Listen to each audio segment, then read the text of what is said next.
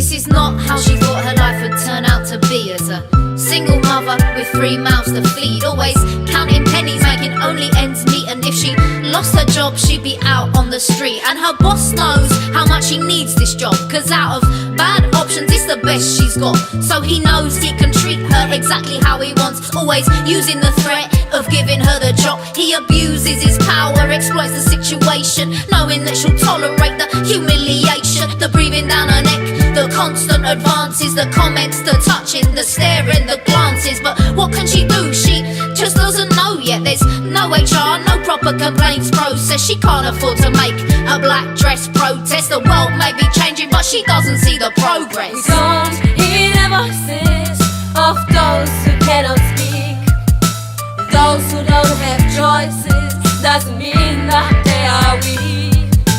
If we want to improve things, the direction of this movement must be from the ground up, not top down. When she first met her husband, he seemed gentle and kind, but love is blind and she misread the signs. She didn't see this violent, terrible side of this dark man, this Jekyll and Hyde. His controlling behaviour, it stemmed from his jealousy, and then it led to this violent tendency, followed by begging and pleading for clemency. The cycle would continue, repeating endlessly. He tried his best to keep her isolated, cut off from her family and friends who he hated. Every time she left the house, she'd get interrogated and knocked about if she ever disobeyed him. So when one day he found her chatting online, he put her in a coma for a very long time. He smashed up her laptop and smashed up her phone to make sure she'll forever, forever be alone.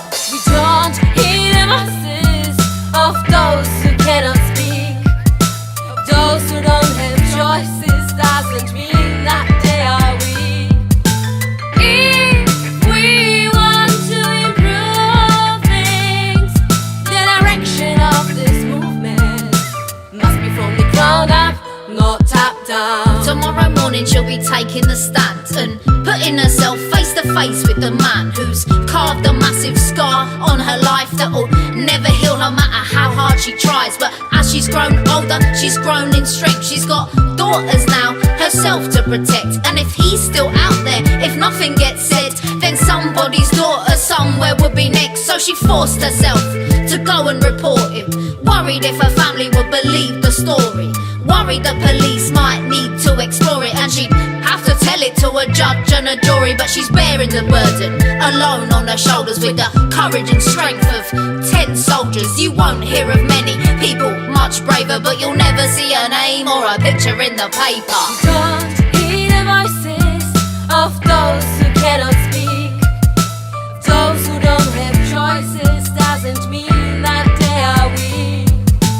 If we want to improve things, the direction of this movement must be from the ground up, not top down. It must be from the ground up, must be from the ground up, not top down. It must be from the ground up, must be from the ground up, not top down, not top down.